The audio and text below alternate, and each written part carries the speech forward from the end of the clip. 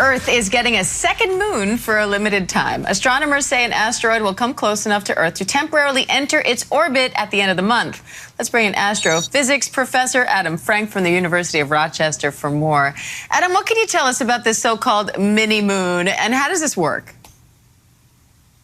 Yeah, so the idea here is that the solar system, which we think of as being pretty chill, just planets going around in circles forever, is actually pretty chaotic. And there's a lot of asteroids and comets flying around, and it's pretty dynamic in a lot of ways. And what we're having here is a asteroid, which is basically a flying mountain in space that usually orbits close to the Earth or orbits in the same distance from the sun as the Earth. And it's getting captured by the Earth's gravity, and it'll be part of the Earth-Moon system. It'll orbit the Earth for maybe about 2 months, and then it'll get flung back out. So we get a little teeny tiny little moon for about 2 months. Okay, so how close are we talking when we say this asteroid is coming into Earth's orbit? Do we have to be worried about this?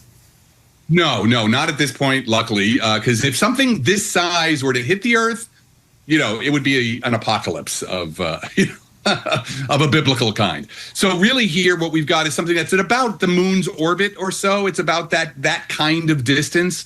So in no way is it going to get close enough to threaten us in any way. But the important thing here is that we watch the skies. Astronomers are spending a lot of time trying to catalog these classes of asteroids to make sure that we understand where all of them are, because if any were to get close enough to the Earth, we thought there was a possibility of hitting us, we'd have to figure out how to divert it or do something to it to keep it from striking the Earth. So will we be able to see it? Do we need a telescope or any special eyewear, or can you see it with the naked eye?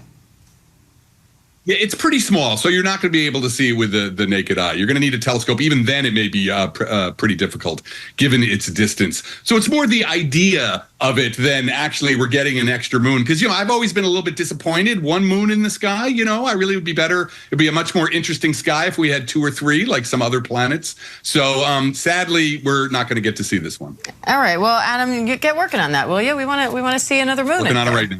By the way, I think you win the award for coolest Zoom background of any guest we've ever had. Thank you very much. Always got to be ready. Love it. Astrophysics professor Adam Frank. Adam, thank you.